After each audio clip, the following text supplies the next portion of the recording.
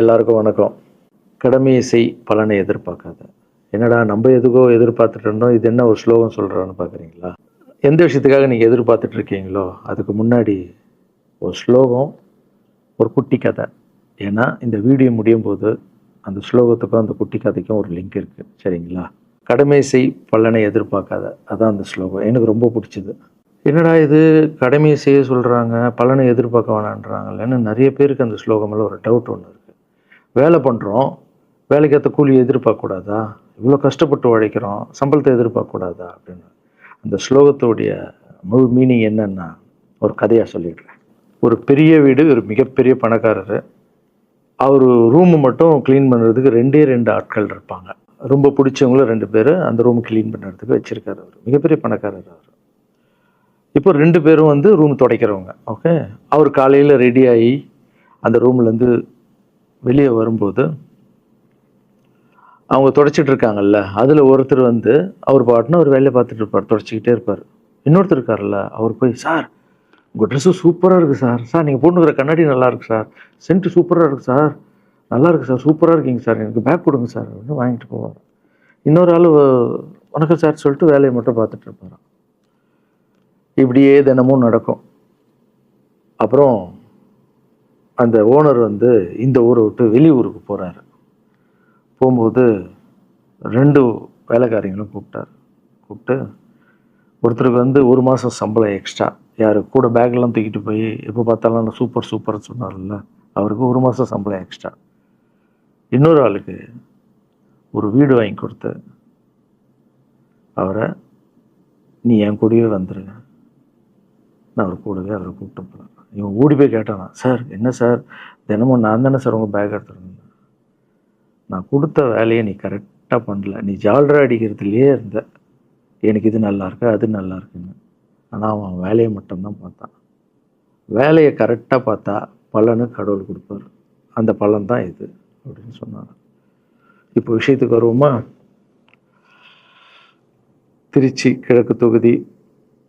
இன்னைக்கு நான் என்ன முடிவு சொல்கிறேன் இதுதானே. நான் திருச்சி கிழக்கில் நிற்கணும்னா நான் முதல்ல அரசியலுக்கு வரணும். நான் அரசியலுக்கு வரேனா இல்லையான்றதை சொல்கிறேன். அரசியல் எப்படி என் வாழ்க்கையில் வந்ததுன்னு சொல்கிறேன். உங்களுக்கு நல்லா தெரியும், என் வீட்டில் குழந்தைங்கள வளர்த்துக்கிட்டு நான் பாட்டுன்னு சோஷியல் சர்வீஸ் பண்ணிகிட்டு இருந்தேன். மாற்றுத்திறனாளிக்கு டான்ஸ் சொல்லி கொடுக்குறது, ஓப்பனர் சர்ஜரி பண்ணுறது, பசங்களை படிக்க வைக்கிறது, ஸ்போர்ட்ஸ் எல்லாத்துலேயும் என்னால் முடிஞ்ச வரைக்கும் பண்ணுவேன். என்னால் முடியல மற்றவங்கிட்ட கேட்டு பண்ணிகிட்டு இருந்தேன். இந்த டைமில் தான் ஜல்லிக்கட்டுன்னு வருது. ஒரு சில விஷயம்லாம் ஃபாஸ்ட்டாக சொல்லிடுறேன், உங்களுக்கு தெரிஞ்ச விஷயந்தான். ஜல்லிக்கட்டுன்னு ஒன்று வருது, அதில் நான் போகிறேன், சாப்பாடு போகிறதுக்காக குழந்தைங்களுக்கு போகிறேன். அப்படி நான் அந்த ஜல்லிக்கட்டு நடந்து முடிஞ்ச விஷயம்லாம் உங்களுக்கு தெரியும். அப்புறம் என் மேலே ஒரு தலைவர் விமர்சனம். எதுக்கு தலைவர்னு சொல்லுவார், நம்ம அண்ணன் தான், சீமான் அண்ணன் ஒரு விமர்சனம் வைக்கிறாரு. அதுக்கு நான் மறுபடியும் ஒரு ட்வீட் போடுறேன், அவர் ட்வீட் போடுறேன். அப்போ தான் என் வாழ்க்கையில் அரசியல்னு எழுத நுழையுது. நம்ம சாப்பாடு போகிறதுக்கு போகணும், இது என்னடா இவ்வளோ பெருசாக இருக்குது, அந்த ஜல்லிக்கட்டு தான் எனக்கு அரசியலில் உள்ள நுழைஞ்சது, என்னடா இவ்வளோ பெருசாக இருக்குது அப்படின்னு. அப்படியே போச்சு. அதே தலைவர் தான், அதே சீமான் அண்ணன் தான் ரஜினி சார் அரசியலுக்கு வர்ற மாதிரி பேச்சு அடிபட்ட உடனே அவங்க சைட்லேருந்து பேசுகிறாங்க, தலைவரை பற்றி பேசுகிறாங்க. தலைவர் எனக்கு ஒரு குரு, என்னை வாழ வச்ச தெய்வம், ஒரு அப்பா மாதிரி, ஒரு அண்ணன், அப்பா எல்லாமே சொல்லலாம். ஸோ அவரை பற்றி அதிகமாக பேச ஒரு முறையும் சூப்பர் ஸ்டாருக்கு ஃபோன் போடுவேன், அண்ணா ரொம்ப ஓவராக பேசுகிறாங்க, டெப்பா கம்முன்னு இருக்கண்ணா, நீ சைலண்ட்டாக இரு. இப்படியே ஓரளவுக்கு தான் நம்மளால் பொறுக்க முடியும். அதுக்கப்புறம் ஆடியோ ரிலீஸ் ஃபங்க்ஷனில் என் மனசில் இருக்கிறதெல்லாம் உடச்சி சொன்னேன், அதை நீங்களும் பார்த்துருப்பீங்க, தெரியும். அதுக்கப்புறம் ஒரு ரஜினி சாருக்கு ஒரு ஃபங்க்ஷன் வந்தது, அந்த ஃபங்க்ஷன்லேயும் பேசினேன் இதை பற்றி. உங்களுக்கு தான் தெரியுமா அந்த வீடியோ, யார் ஓட்டப்பந்தயத்தில் ஜெயிக்கிறது, இப்போ கூட அந்த வீடியோ போயிட்டுருக்கு. அதை பேசணும், அது பாட்டு அப்படியே போயிட்டு இருந்தது. அதுக்கப்புறம் பார்த்தீங்கன்னா ரஜினி சார் அரசியலுக்கு வரேன்னு அனௌன்ஸ் பண்ணுறாரு. பண்ணோடனே நான் போய் தலைவரை பார்க்குறேன், என்ன வரீங்களா அண்ணா, நியூஸில் வருது, ஆமாக்கா நான் வரேன். இன்னும் பயங்கர சந்தோஷம். ஏன்னா வாழ்க்கையில் ஒளி ஏற்றி வச்சவர், அவர் அரசியலுக்கு வர்றாரு, அவருக்கு சப்போர்ட்டிவாக இருக்கணும் நம்ம. அப்புறம் எல்லாருக்கிட்டையும் போய் நம்ம கேட்டுட்டு இருக்கோம், தலைவர் வந்துட்டாருன்னா எல்லாமே குழந்தைங்களுக்கு இன்னும் நிறைய பண்ணலாம் அப்படின்னு. என்ன நானும் வரேன்னு அப்படின்னா ரொம்ப சந்தோஷம் அப்படின்னு ஸ்ட்ரெயிட்டாக கிளம்பி நான் ட்ரஸ்ட்டுக்கு வரேன். என்னுடைய ட்ரஸ்ட்டு, என்னுடைய ஃபேன்ஸு எல்லாரையும் கூப்பிட்டு என்னுடைய வெல்விஷர்ஸ் எல்லாரையும் கூப்பிட்டு உட்கார வச்சு தலைவர் அரசியலுக்கு வராரு. புரியுதுங்களா? எனக்கு எழுத படிக்க தெரியாது, அதான் ஒரு ட்வீட் பண்ணணும், இதெல்லாம் ரெடி பண்ணுங்கன்னு தமிழில் சொல்லிவிட்டு அவங்க ரெடி பண்ணிட்டு இருக்க ஒரு டீம். இன்னொரு டீம் உட்காந்து என்கிட்ட கேள்வி கேட்குறாங்க, தலைவர் அரசியலுக்கு வந்தால் அவர் வந்து சிஎம் ஆகிடுவார், நீங்கள் வந்து அமைச்சர் ஆகிடுவீங்களாண்ணே, சுகாதாரத்துறை அமைச்சர் தான் நம்ம வந்து ஆப்ரேஷன் நிறைய பண்ணலாம், இன்னொருத்தர் கல்வித்துறை எடுத்தால் நிறைய படிக்க வைக்கலாம். டேய், கடமை செய்யணும், பலன் எதிர்பார்க்கக்கூடாது. சுகாதாரத்துறை அமைச்சர், இது வந்து கல்வித்துறை, இதெல்லாம் படிச்சுங்க ஒரு இடம். அண்ணன் படிக்கலடா. எல்லாருக்கும் படித்த இடத்த போட்டு ஒரே இடத்துல போய் முடங்கி போய் படிப்புனா படிப்பு மட்டும், எல்லாம் கட்சி வளரட்டும், தலைவர் வரட்டும், எல்லா துறையிலேருந்து ஹெல்ப் கேட்டு நல்லா பண்ணுவோம், பெரிய ட்ரஸ்ட்டு கட்டுவோம். இப்போன்னா சின்ன ட்ரஸ்ட்டில் தான் நம்ம இருக்கோம். சின்ன வீட்டில் 60 குழந்தைங்க நீங்கள் இருக்கீங்க, 100 ஏக்கரில் கட்டுவோம். ஊனமுற்றோர்கள் இந்த பக்கம் திருநங்கைகளுக்கு, இந்த பக்கம் முதியோர்களுக்கு ஒரு பெரிய ட்ரஸ்ட்டு கட்டி பண்ணுவோம்டா. சூப்பர்ண்ணா. இன்னொருத்தர் டக்குன்னு அங்கேருந்து, அண்ணா நம்மளை ஏற்று பேசின்னு இருக்கார்ல சீமான் அண்ணன், அவருக்கு ஆப்போசிட்டாக எதிர்த்து நில்லுங்கண்ணே அப்படின்னு. அது அரசியல் இல்லை. ஒருத்தர் மேலே கோவத்தால் நம்ம அரசியலுக்கு வந்தால் அது வந்து வெறுப்பு அரசியலாக மாறும். அரசியல்ன்றது மக்களுக்கு நல்லது பண்ணுறதுக்காக வரணும். இப்போ அவரை நான் அழிக்கணும், அவரை நான் ஏதோ ஒன்று செய்யணும்னு அந்த ஆசையில் வந்தேன்னு வச்சுங்களேன், ஆசை என்ன ஆகும், கோபமாக மாறும். கோவத்துலேருந்து என்ன வரும், வார்த்தைகள் தப்பாக வரும். வார்த்தைகள் மட்டும் வராது, தப்பான வார்த்தைகள் வரும். மக்களுக்கு நம்ம மேலே மரியாதை இல்லை, மக்களுக்கு நம்ம மேலே மரியாதை இருக்காது, போயிடும். ஸோ அதால் அரசியலுக்கு வரணும்னா அவரை அழிக்கிறேன் இவழையாக இருக்கிறேன், பதிவை பற்றி பேசுகிறத ஃபஸ்ட்டு விடுங்கடா, ஃபஸ்ட்டு வேலையை பார்ப்போம்டா. நம்ம தலைவர் வரேன்னு சொல்லிட்டாரு, ட்வீட் போடுங்களா அப்படின்னு ட்வீட் போட்டுட்டு அங்கேருந்து போட்டுட்டு வீட்டுக்கு போகிறேன். இங்கே தான் பெரிய ட்விஸ்ட் இருக்குது எனக்கு. வீட்டுக்கு போகிறேன். வீட்டுக்கு போனோன்னா எப்பவும் நான் அம்மா கிட்டே போய் ஒரு விஷயத்த சொல்கிறதுக்கு முன்னாடி ஒரு சர்ப்ரைஸ் ஒன்று பண்ணுவேன். எங்கள் அம்மா கோவில் கட்டுறது கூட, கோவில் கட்டிட்டு ஸ்டாச்சுலாம் ஆர்டர் பண்ண அப்புறம் தான் அந்த ஸ்டாச்சுவே காமிச்சேன் நான் அம்மாவுக்கு. அதே மாதிரி அரசியல் விஷயத்துலையும் போய் சொல்லலான்னு அம்மாவை கூப்பிட்டு ஃபேமிலியெல்லாம் உட்கார வச்சு, அம்மா தலைவர் அரசியலுக்கு வர்றாரு, சரி கண்ணா, நானும் அரசியல் போடுறேன், இங்கே பாருமா ட்வீட் போட்டிருக்கேன் அப்படின்னு. அம்மா முகம் டக்குன்னு மாறிட்டு ஓகே கண்ணா, ஓகே கண்ணா சாப்பிடலாம் அப்படின்னு எழுந்து போயிட்டாங்க. என்ன இப்படி போக மாட்டாங்களே, ஒரு விஷயத்த சொன்னால் சூப்பர் கண்ணான்னு பேசுவாங்கள்ல, 1 ஹவர் அதில் இருக்கிற நல்லது கெட்டது எல்லாம் பேசுவாங்க, என்ன போயிட்டாங்க அப்படின்னு ஒரு ஃபீல். சரி, இது உடம்பு சரியில்லை போல, அப்செட்டில் இருக்கான்னு விட்டேன். அப்புறம் 2-3 நாள் அவங்ககிட்ட பேசவே மாட்டுறாங்க. கூப்பிட்டு உட்காந்து, என்னம்மா உனக்கு பிரச்சனை, ஏதாவது தப்புன்னா அடின்னா அடிச்சிடுமா, என்னம்மா இப்படி பேசாமல் இருக்குன்னா, இல்லை கண்ணா நீ அரசியல் போனது எனக்கு பிடிக்கல அப்படின்றாங்க. ஏம்மா அரசியல் போனால் பிடிக்கல? இல்லை கண்ணா, அது ஒரு சாக்கடை, அரசியலுக்கு போகக்கூடாது, அது வந்து பணம் கொடுக்குறாங்க அரசியலுக்கு, ஓட்டு வாங்குறதுக்கு பணம் கொடுத்து தாங்க நான் ஜெயிக்கிறாங்க. அதுக்கப்புறம் ஜாதி இல்லைன்னுவாங்க, ஜாதி இருக்குது, மதம் இல்லைன்னுவாங்க, மதம் இருக்குது. அந்த சாக்கடைக்குள்ளே நீ போகாதப்பா. நம்மளுக்கு வாழ்க்கையை ஒளி வச்சு ஏற்றி வச்சவர் தானே நம்ம சூப்பர் ஸ்டார், அவர்கிட்ட என்னை கூப்பிட்டு போப்பா, நான் சொல்கிறேன், அவர் ஒரு ஆன்மீகவாதி, அவரும் அரசியலுக்கு வர வேணாம், இந்த வயசில் அவர் நிம்மதியாக இருக்கட்டும், எதுக்கு அரசியலுக்கு வர, என்னை கூப்பிட்டு போ, அப்பாயின்மெண்ட் வாங்கி கொடுன்னாங்க. அப்பாயின்மெண்ட் வாங்கி கூடா?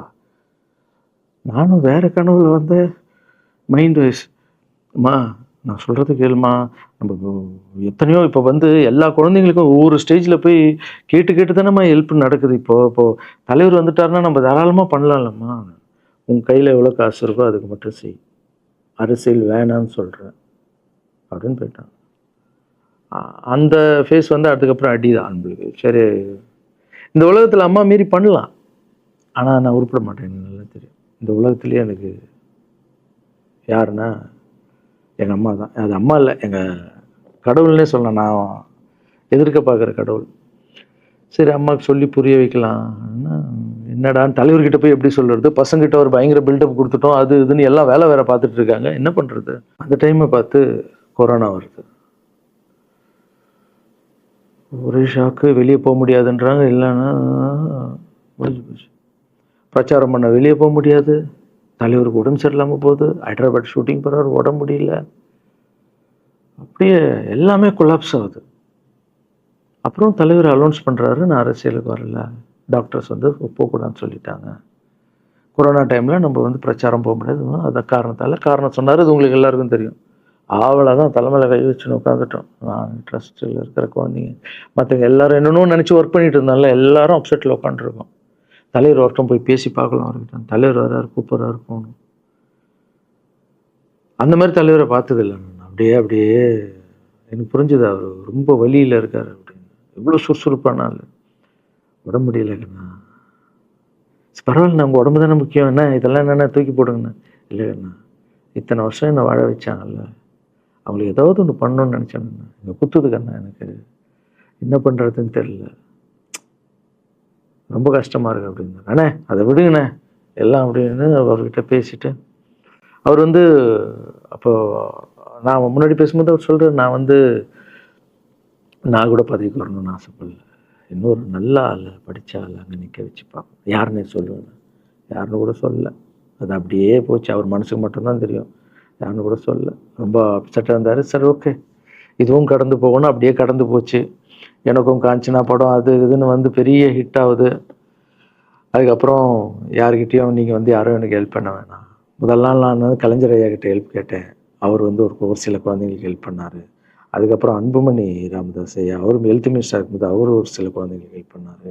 அப்புறம் நம்ம விஜய் சார் நண்பர், அவர் வந்து ஒரு குழந்தைக்கு ஆப்ரேஷன் பண்ணார். ஸோ இருக்கும்போது என்னால் முடிஞ்ச வரைக்கும் சொந்த பணத்தை போட்டு பண்ணிவிடுவாங்க. முடியாத போது தான் நான் அந்த ஹெல்ப்பை கேட்பேன். இப்போ தான் நல்லா வந்துட்டுமே, யாருக்கும் எனக்கு பணம் கொடுக்க வேணாம், இனிமேல் என் சொந்த பணத்திலே பண்ணுறேன்னு சொல்லிட்டு நான் பாட்டுன்னு ஒரு வீடியோ கூட நான் போட்டேன், இனிமேல் யாரும் பணம்லாம் கொடுக்க வேணாம் அப்படின்னு. அப்படியே போயிட்டுருக்கு. காஞ்சனா எல்லாம் முடிஞ்சு ஜிகிர் தண்டா படம் ரிலீஸ் ஆகுது. ஜிகிர் தண்டா பார்ட்டி போயிட்டுருக்கு. டைரக்டர் நின்று பேசுகிறேன். நான் டைரக்டர் கிட்ட போகிறேன். டைரக்டர் யார்கிட்டயும் ஃபோனில் பேசிகிட்டு இருக்காரு. அப்படியே பேசிகிட்டு இருக்கிறவர் டக்குன்னு இந்த சீமான் நான் பேசுவான்னு கொடுத்துட்டாரு என்கிட்ட. அவருக்கும் தெரியாது நான் பேச போகிறேன். அவர்கிட்ட லாரன்ஸ் பேசுவார், சீமான் ரெண்டு பேரும் சைலண்ட்டு. நானும் எதுவும் பேசலை, சீமானும் எதுவும் பேசலை. அப்படியே ஒரு நிமிஷம் அப்படியே நிற்கிறோம். பெரியவர் இல்லை என்னாலும் அண்ணன் அப்படின்னு, அவ்வளோதான் அண்ணன். பயங்கர பாசம். எந்த இடத்துல கோவம் இருக்கும் அந்த இடத்துல குணம் இருக்குன்னு சொல்லுவாங்கள்ல. அண்ணன் வந்து புகழ்ந்து தள்ளுறாரு ஜிகர் தண்டாவை. இப்படி பண்ண கண்ணா, அப்படி பண்ண இவ்வளோ சூப்பராக பண்ண, அந்த சீன் எனக்கு ரொம்ப பிடிச்சதுன்னு. அவருடைய அன்பு தான் தெரியும்ல, எல்லாமே அதிகமாக இருக்கும் அண்ணன்கிட்ட. அண்ணா ரொம்ப சந்தோஷமாக வாழ்த்தினார். அப்புறம் நான் வந்து மாற்றம்னு ஒரு அமைப்பு ஆரம்பிச்சிருக்கேன்ல, இந்த விவசாயிகளுக்கு டிராக்டர் கொடுக்கறது, அப்புறம் மாற்றுத்திறனாளிக்கு ஸ்கூட்டி கொடுக்குறது, எல்லாமே அதை பார்த்துட்டு பத்திரிகையாளர் கேட்குறாங்க அவர்கிட்ட, ரகுவலரன் சார் மாற்றம்னு அமைச்சிருக்காருன்னா, நல்ல விஷயம் தம்பி, நல்லா பண்ணிட்டோம், நல்லா இருக்கட்டும் அப்படின்னு வாழ்த்தினார். ஸோ ஒரு பெரிய பிரச்சனைக்கு கடவுளே வந்து அதை அப்படியே சால்வ் பண்ணி வச்ச மாதிரி ஆயிடுச்சு. அப்படியே போச்சு. ஆனால் நீங்கள் நல்லா இருக்கணும், எங்கே இருந்தாலும் நல்லா இருப்பீங்க. எப்போல்லாம் ட்ரஸ்ட்டுக்கு போகும்போது பசங்கள்லாம் கேட்பாங்க, அந்த 100 ஏக்கர் ட்ரஸ்ட்டு குழந்தைங்க, சரி ஓகேடா. அப்படி பார்த்தீங்கன்னா நண்பர் விஜய் சார்கிட்ட பேசிகிட்டு இருக்கும்போது நான் வர அரசியலுக்குன்றார். நிஜமா நண்பா அப்படின்னு, எஸ் அப்படின்னு. மறுபடியும் போய் ட்ரஸ்ட்டில் உட்காந்து டேய் நண்பர் வராரு. ஏன்னா சூப்பர் ஸ்டார் எனக்கு எவ்வளோ க்ளோஸோ, நண்பர் கூட அவ்வளோ க்ளோஸ் தான் எனக்கு. ஏன்னா மேகமாய் வந்து போகிறேன்ற சாங்லேருந்து நான் அவருக்கு டான்ஸ் மாஸ்டராக பண்ண ஆரம்பித்தேன். அதுக்கப்புறம் நிறைய சாங் பண்ணேன், சரக்கு வச்சுருக்கேன். அது உங்களுக்கு தெரியும், அந்த தாம் தக்க தீம் தக்க. அவருக்கு மட்டும் நான் ஸ்பெஷலாக வந்து பண்ணி கொடுத்துட்டு போவேன். தமிழ் வேறு யாருக்கும் பண்ண மாட்டேன். அவர் கூப்பிட்டா வருவேன், தலைவர் கூப்பிட்டா வருவேன், சாங் பண்ணிட்டு போவேன். அவர் வரணும் போது எஸ், ஏன்னா அவர் ஒரு முடிவு எடுக்க மாட்டார், எடுத்தாருன்னா அவர் நல்லா உழைப்பார், நல்ல உழைப்பாளி, பண்ணுவார் அப்படின்னு நினச்சி மறுபடியும் போய் ட்ரஸ்ட் ஆளுங்கெல்லாம் பேசுகிறதுக்கு முன்னாடி, ஐயோ அம்மா இருக்காங்களே பிடிக்காத, ஃபஸ்ட்டு அங்கே கரெக்ட் பண்ணணும்ல. அங்கே போனேன். அம்மா நண்பர் அரசியலுக்கு வராருப்பா. என்னம்மா அப்போ தான் ஓகே, இப்போ எல்லாம் மாறி இருக்கு, போகலாம்மா. நீ ஃபஸ்ட்டு அவர்கிட்ட ஒரு அப்பாயின்மெண்ட் வாங்க, நான் உன்னை கூப்பிட்டு போகிறேன் அப்படின்னா. கூப்பிட்டு போய் இந்தப்பா என் பிள்ளைய ஒப்படைக்கிறேன் பார்த்துக்கப்பான்னு சொல்லுன்னு பார்த்தா, என்னம்மா பேச போகிறேன்னு கேட்டேன். நீ அரசியலுக்கு வராத தம்பி, இது ஒரு சாக்கடை, நீ அரசியலுக்கு வராத, நீ ரொம்ப சைலண்டான ஆள், உனக்கு இதெல்லாம் செட் ஆகாது. பணம் கொடுத்தா தான் ஜெயிக்க முடியும், ஜாதி இருக்குது, மதம் இருக்குது, இதெல்லாம் தாண்டி வருது கஷ்டம்னு நான் அவர்கிட்ட சொல்கிறேன்ப்பா அப்படின்னு. அப்படியே அம்மா புரிஞ்சுக்குமாண்ணா, டேய் மீன் குழம்பு வச்சுருக்கேன் சாப்பிட்றேன். அதே மீன் குழம்பு. ஓகே, நான் நினச்சிட்டேன் நம்ம ஜாதகத்தில் இல்லை போல், சரி விட்டுடலாம். சரி இப்போ விட்டுருவோம், ஒரு 2-3 நாளைக்கு அப்புறம் மறுபடியும் பேசுவோம் அப்படின்னு மறுபடியும் பேசுகிறேன். அதே மறுப்பு தான். நானும் நண்பர்கிட்ட பேசுகிறேன், அம்மா அப்படி சொல்கிறாங்க நண்பா, அது அவங்களுக்கு தெரியல. அவர் நிறைய பேச மாட்டார், வயசானவங்க இல்லை, தெரியல, வந்தப்புறம் புரியும், ஒரே வார்த்தை தான். அதுக்கப்புறம் ஃபோனில் கூட்டணி கட்சியெல்லாம் வராது போது, நண்பா என்னடா யாரும் கூட்டணி கட்சி வரல நண்பா, இது அது. நான் எனக்கு ஒருத்தர் பிடிச்சிட்டாங்கலாம் மனசில் பட்டதை எல்லாமே சொல்லிகிட்டு இருப்பேன். அது நல்லதோ கெட்டதோ, என் பழக்கம் அப்படி தான். பிடிக்கலாம் தூரம் ஒதுங்கிடுவேன். அப்படியே போகுது. எலெக்ஷன் வருது, அனௌன்ஸ் பண்ணுறாங்க. எலெக்ஷன் நண்பர் நிற்கிறாரு. ரிசல்ட் அன்றைக்கி டோட்டலாக மாறுது எல்லாமே.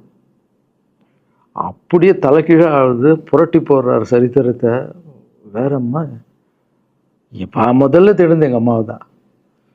எனக்கு ரொம்ப ஆசையாயிடுச்சுன்னா எங்கள் அம்மா மேலே அம்மா பேர் கண்மணி. கண்மணி அப்படின்னு தான் கூப்பிட்டு போவேன். எங்கன்னு கூப்பிட்டு போனால் அம்மா கொண்டு என்னடா இவ்வளோ உஷாராக வர என்ன விஷயம் இங்கே உங்ககிட்ட தான் பேசணும். நீ என்னம்மா சொன்ன? பணம் கொடுத்தா தான் ஓட்டு போடுவாங்க, ஜாதி இருக்குது, மதம் இருக்குது, புது ஆளுங்களை வர விட மாட்டாங்க, ஜெயிக்க முடியாது, இதெல்லாம் சொன்னல. நண்பர் ஜெயிச்சிட்டார் பத்தியம்மா. அந்த ஒரே ஒரு முகத்துக்காக ஓட்டு போட்டிருக்காங்க. நம்பிக்கையான ஆள் வந்தால் போடுவாங்கம்மா, நல்லவங்களாம் வரலாமா, புரிஞ்சுக்கம்மா, என்ன விடுமா. இப்போ என்னம்மா சொல்கிற அப்படின்னு கேட்டேன். முதல் முறையாக எங்கள் அம்மா முகத்தில் ஒரு சிரிப்பை பார்த்தேன். ஆமா கண்ணா, அந்த புள்ள எல்லாத்தையும் மாற்றிடுச்சு, இவ்வளோ பெரிய வெற்றி அடி வரணும்னு நான் எதிர்பார்க்கலப்பா. ஒரு நல்ல மனுஷன் வந்து பண்ணணும்னு நினச்சா அது முடியுங்கண்ணான்ற நம்பிக்கை எனக்கு வந்திருக்குப்பா அப்படின்னு அம்மா சொன்னான். அப்போ என்ன போயிடலாமா, ஓகேவா அப்படின்னு கேட்டேன். போகண்ணா, நீ நினச்ச மாதிரி பண்ணு அப்படின்னு அம்மா சொன்னோன்னு காலில் சாஸ்தாகமாக வந்தேன். தேங்க்யூ ஸோ மச்மா அப்படின்னு. ரொம்ப ஹாப்பி நான். அம்மா ஓகே சொல்லிட்டாங்க அரசியல் வர்றதுக்கு. இப்போ நான் தாய்க்கு நிகரான்னு நினைக்கிறேன். என் ரசிகர்கள் கேட்குறேன், நான் அரசியலுக்கு வரலாமா? இதை பார்த்துட்டு இருக்கிறவங்களுக்கு, இந்த மக்களை கேட்குறேன், நான் அரசியலுக்கு வரலாமா? அந்த தகுதி எனக்கு இருக்கா? நீங்களும் சொல்லுங்கள். இந்த வீடியோ பார்த்துட்டு இருக்கவங்க கமெண்ட்ஸ் போடுங்க. பசங்களா, இவங்க தான் என்னுடைய 22 வருஷத்தினுடைய உழைப்பு. அரசியலுக்கே வராமல் மக்களுக்கு நான் செஞ்ச சேவை உங்கள் கண்ணு முன்னாடி நிப்பாட்டியிருக்கேன். இப்போ உங்கள் வயசு என்ன? 22 வயசாகுது. ஒரு வயசில் என் கையில் வந்தார் இவர். அந்த ஃபோட்டோவை நீங்களே பாருங்கள். இப்போ 22 வயசு. ஒரு குழந்தைய வளர்க்குறதுக்கு நீங்கள் எவ்வளோ கஷ்டப்படுவீங்க உங்களுக்கு தெரியும் இல்லை? அந்த கஷ்டம் என்னென்னா, ஸ்கூலுக்கு அனுப்புறது ஃபீஸ் கட்டுறதுலேருந்து, உடம்பு சரியில்லாமல் போனாலும் அவன் ஆசைகளை நிறைவேற்றுறதுலேருந்து, ஒரு குழந்தைக்கு அப்படி இருந்தால் 60 குழந்தைங்களை வளர்த்துருக்கேன். எவ்வளோ பிரச்சனை வந்திருக்கேன், எவ்வளோ நோய்கள் வந்திருக்கும், எவ்வளோ நைட் தூங்காமல் வந்திருக்கேன், அதில் எவ்வளோ டிஸ்டர்ப், அதுவும் என் வீட்டில் வளர்த்துருக்கேன். இதெல்லாம் எதுக்கு பண்ணேன்னா, எந்த ஒரு எதிர்பார்ப்பும் இல்லாமல் கடமை செய் பலனை எதிர்பார்க்காதன்ற இந்த வார்த்தை எனக்கு ரொம்ப பிடிக்கும். அதுக்காக செஞ்சுருக்கேன், என் மக்களுக்காக செஞ்சுருக்கேன். ஏன்னா மக்கள் தான் என் படத்தை பார்க்குறாங்க. மக்களால் தான் நான் கார் வாங்குகிறேன், வீடு வாங்குகிறேன், சந்தோஷமாக இருக்கேன். அவங்களுக்கு இந்த சொசைட்டிக்கு நான் ஏதாவது பண்ணணும். அரசியலுக்கு வர்றதுக்கு முன்னாடியே பண்ண விஷயங்கள் பார்த்தீங்கல்ல. 22 வருஷம் உழைச்சிருக்கேன். ஒரு கதை ஒன்று சொன்னேன்ல, 2 வேலைக்காரங்க இருந்தாங்கன்னு. சின்சியராக யாருக்கும் ஜால்ரை அடிக்காமல் எதுவும் பண்ணாமல் என் தொழிலுக்கு தர்மமாக, என் மக்களுக்கு தர்மமாக என்ன பண்ணணுமோ 22 வருஷம் உழைச்சி உங்கள் கண்ணு முன்னாடி நிப்பாட்டிட்டேன். அந்த ஓனர் ஒரு பலன் கொடுத்தார்ல, அந்த ஓனர் யார் தெரியுமா? கடவுள். அந்த கடவுளுக்கு தெரியும் எனக்கு என்ன பலன் கொடுக்கணும். இதுக்கு தான் அந்த கதை லிங்க் ஆகும்னு சொன்னேன். ஸோ நீங்கள் சொல்லுங்கள், நான் அரசியலுக்கு வரணுமா வேண்டாம்? வேண்டாம்னா வேணான்னு சொல்லுங்கள். வாப்பா, வாடாகண்ணா, வா நண்பா, வாங்கண்ணா அப்படின்னு சொல்லுங்கள். என் முடிவை நான் உங்களுக்கு சொல்கிறேன். உங்கள் முடிவுக்காக காத்திருக்கேன். స్వచ్ఛంగా, సహజంగా పోషకాలు నిండిన SRK డైరీ పాలు మరియు పాల పదార్థాలని ఎంచుకుందాం.